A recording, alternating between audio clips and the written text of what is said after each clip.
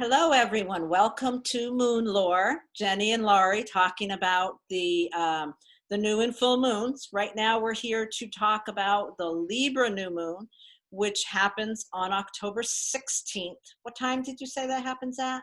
It's about 3:30 in the afternoon, Eastern 3:30 Standard in the Time. afternoon. Okay, so before we get into the specifics of this particular new moon, for any of you who are new, we want to touch on the cycles, the phases of the moon. There are 8 phases of the moon. We start with the new moon, and that is the time when the sun and the moon are aligned from our perspective on Earth. So if you go out at night, it's very dark because you can't see the moon because it is lined up with the sun. So that's what the new moon represents as far as where the planetary placements are with that. The way we tend to think about the new moon is it's the beginning of a cycle. There are 2 cycles involved. The shorter cycle is every month there's one new moon, and then 2 weeks later there's a full moon when the sun and the moon are opposite. The moon will be on one side of us while the sun's on the other side of us. So that's where we see the full illumination of the moon. And the idea is that at the beginning of the cycle, at the new moon, we plant a seed. And over the next 2 weeks, every night, that moon gets a little tiny bit bigger, and it grows until the illumination in 2 weeks. And then it gets smaller every day until it gets back to the next new moon. So that's the 1-month cycle. That happens every month. And I just have to throw out there that when there are 2 full moons in a month, like there are this month of October, and you see people get all excited about the blue moon, astrologically, that does not mean anything. I see some people talking about it as though it means something. It doesn't. Every new moon is followed 2 weeks later by a full moon, followed 2 weeks later by the next new moon, and so on. When 2 full moons fall in the same month, it's just because of the man-made calendar. It has nothing to do with astrology. Okay, just had to throw that out. Now, on the larger cycle, we start with the Libra New Moon, which again is this month on the 16th. And then in 6 months' time, we will have the Libra Full Moon, which is the larger full year cycle that we're talking about. And that full moon in Libra will be happening on March 28th. So when you think in terms of planting a seed or starting something new or beginning a process, you can think of it in the 2 weeks to that full moon or the longer cycle of how it's going to grow over the next 6 months. So there's that piece. And what are we talking about next, Jennie?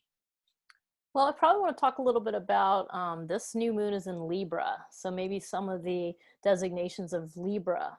The sign of Libra often kind of alludes to cooperation or finding some sort of balance. It's represented by the scales. So you're thinking about that kind of even keel balancing of scales. It's an air sign.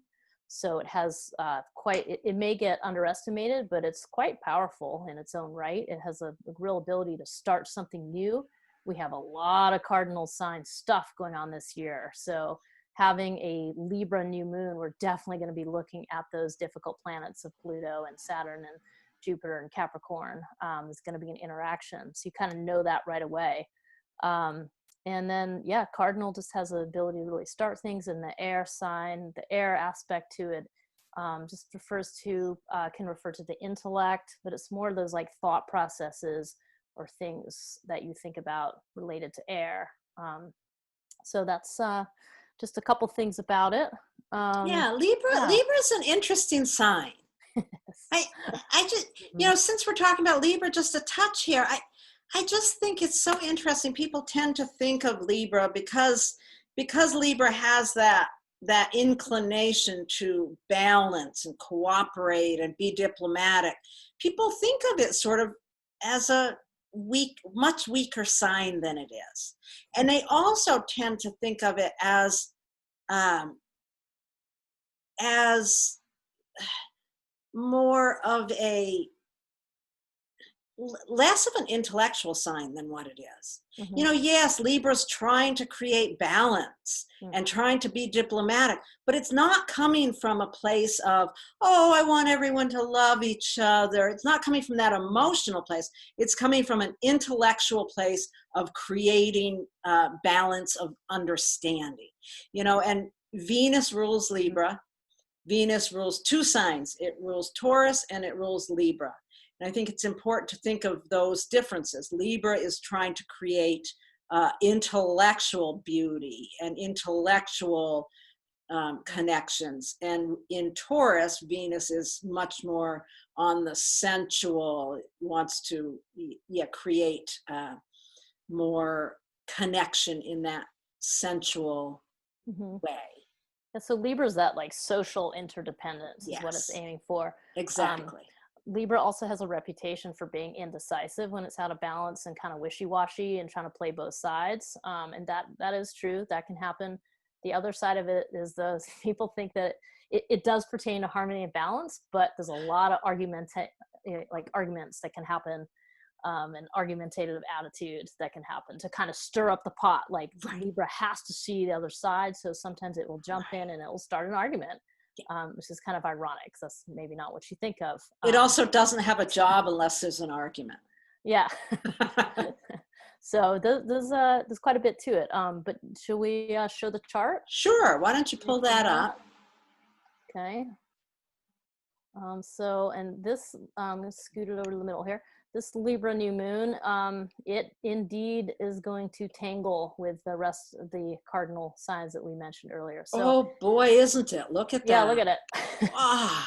Yeah, so right off the bat, you can see that sun moon together, the new moon cycle starting at the top of the chart. Again, this is the eastern United States, so this chart is valid for Washington, D.C., which is probably a good thing to think about during this time, but there it is. And then you can see it has a tough it's like tangling with that conjunction in Capricorn. So you can see the Jupiter, Pluto, Saturn.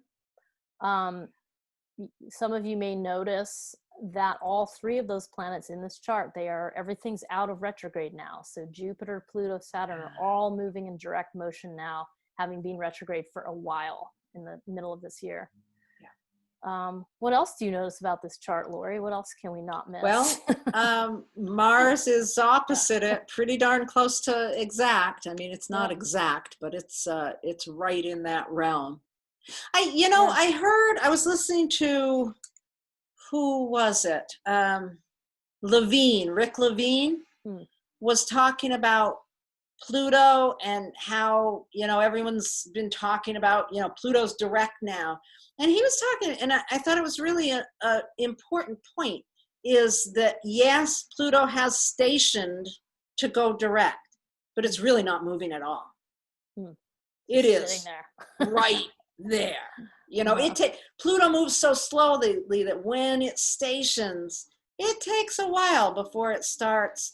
All the planets take a little bit of time before they really get going again. But Pluto in particular, right now, it's just sitting stock still. So it's kind of taking on that energy from that new moon. Yeah, I think that would be an intensification, like an even more empowered Pluto sitting in that spot. And also that is the tightest aspect to that sun and moon. It is in the tightest square. So it really is Pluto first working on this new moon that we'll see. Pluto can be destruction.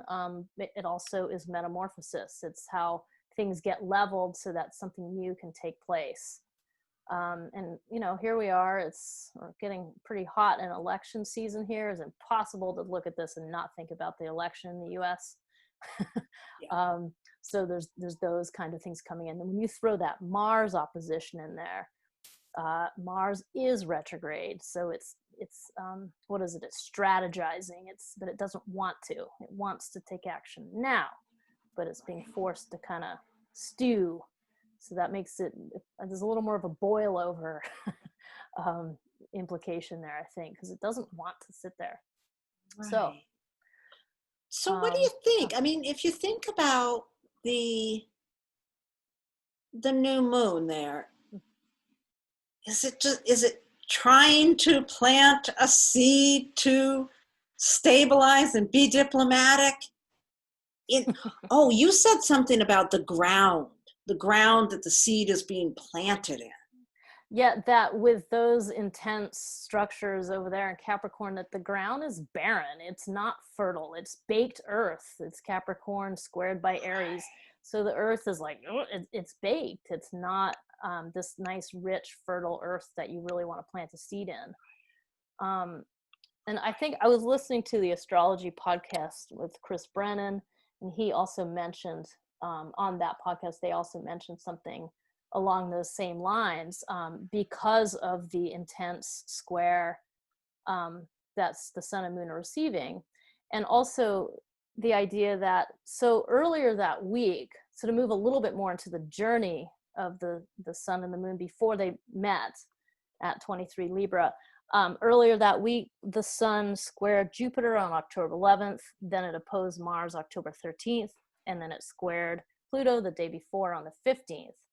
And it hasn't reached the square with Saturn, so it's right in the thick of it. The moon on its on its faster scale did all that the same day earlier, this October 16th. It squared Jupiter, it Oh. opposed Mars, and then it squared Pluto, and it won't go on to square Saturn until 6 p.m., a little bit later the same day. And the sun will go on to square, I think it's the next day. Probably. Or 2 days away. So what we're saying here is it's caught in the middle of that cluster. And so it's not in an easy place, and hence Huh. that trying to plant a new seed in the middle of that's like kind of being in a war zone and trying to plant a seed and run, from the next blast or whatever. Right. So, yeah, okay, so if you think about it, I like thinking about it that way, about thinking about what you normally think about when you think about planting a seed is rich earth and plenty of rain and sunshine. You're going to plant this lovely seed. So, with this, the seed to be planted is a seed of diplomacy. Mm. It has a really, really rough place to be planted. What can help that? Mm. Right when you said that, I just immediately thought of being on a war zone and raising a white flag, like a truce flag. That was my, like, just like popped in my head. The Yeah. flag of So, diplomacy. well, I think that's a great image to think about. Mm-hmm. I think so much of the problems that we are in the middle of socially and culturally right now are because of this, the division that's been created through the algorithms of I'm going to show you what you want and you what you want. So we're so far apart in our understanding of each other. And this Libra is about finding the ability to look at, even if you have to grapple in this dark, unfertile soil, you have to grapple with people who think differently than you do and really stretch Mm-hmm. yourself into understanding Mm-hmm. on some level.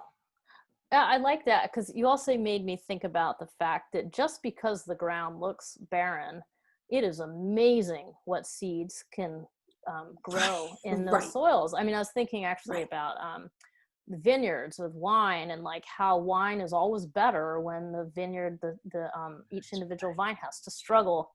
That's So right. it is not, we're not saying, oh God, just give up hope. It's more like Right, you damn well better plant those seeds, and right. it's going to take some faith um, that they will sprout, that they will And do what they're designed to do. you might have to put up that white flag, Yeah, yeah. and Hmm. and slow yourself down enough to listen and pay attention. And Hmm. what about this trine? Yeah, I was just, yeah, that's so, what Laurie there is highlighted as the trine to the North Node in Gemini.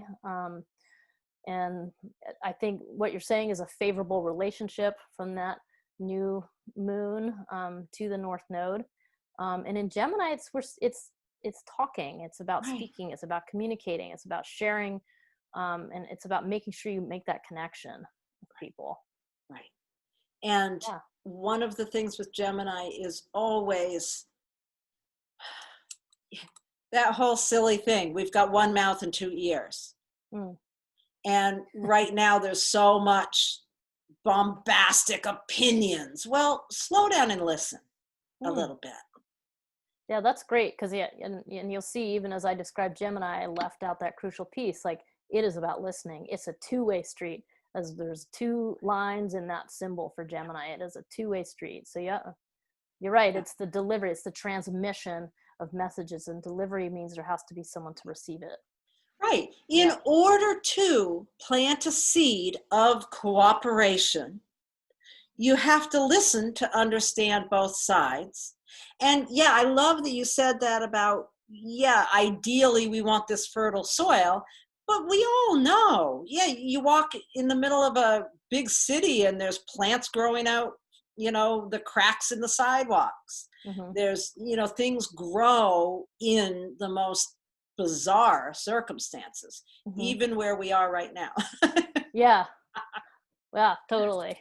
The Yeah. other thing, and I can't help being an astrology nerd, as we always make fun of ourselves and talk about, but the other thing is that you'll see that the sun moon together oppose Mars squared by Jupiter, Pluto, Saturn. That is a T square. As a T square formation. And I know one of the things I learned from Noel Till, among other astrologers, but definitely him, was that when you have that T square, so you've got your sun and moon together, um, opposing Mars and squared those other planets, that's like a three-legged table. It's like a table with a broken fourth leg. So the table's going to tip towards that broken leg.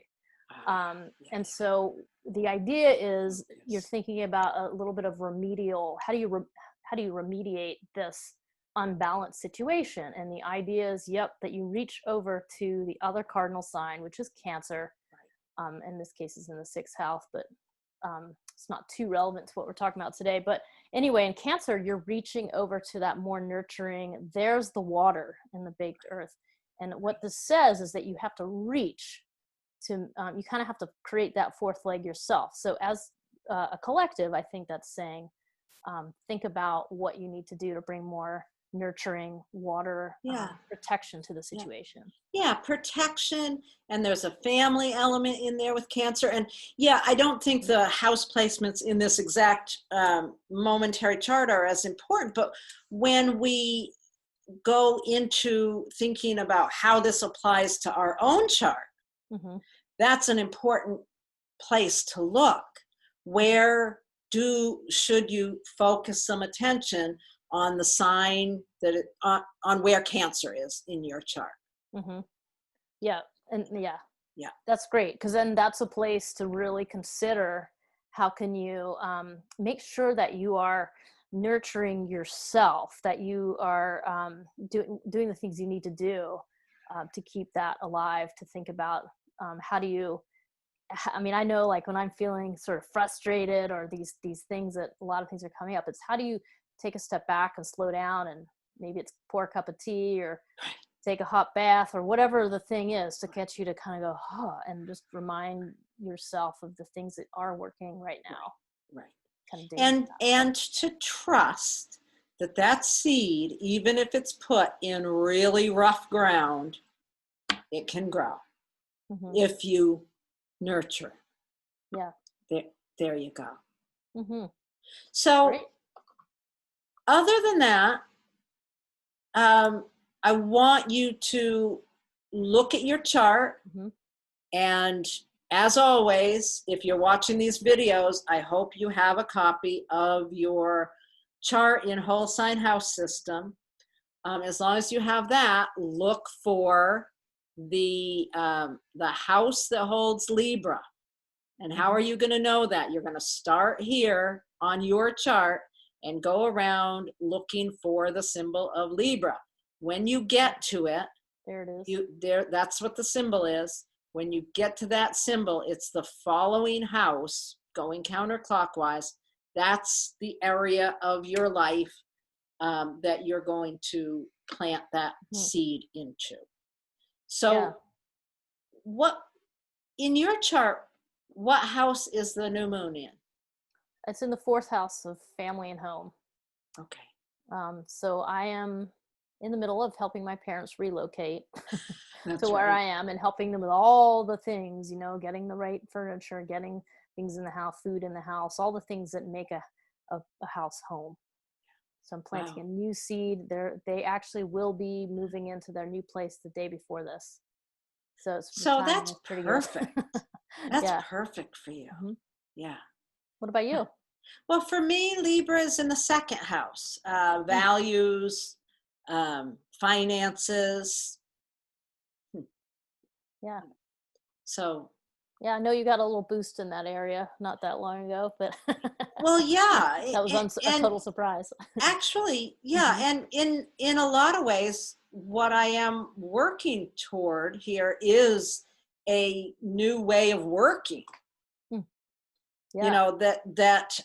I think is even before I knew I was doing it, it's supporting me in that level of the second house. I'm doing recorded readings rather Mm, than meeting with people, and for some, it sort of happened by accident, mm, but people are loving it, and it seems to really be resonating in a mm, big way with people. So mhm. I've been kind of doing some work on the website to reflect that. So that'll be very good for me to think about that. So Yeah. in Hmm. in that, if you think about where is Cancer in your Mm, chart? mhm.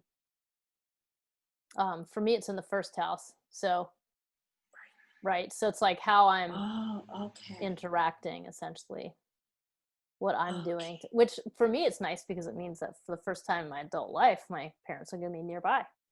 Right. And You know? with it being in your first house Mm, and all that you've been doing over these last weeks of getting your parents here and all of that, mm, this new moon really demands that you do some self-care.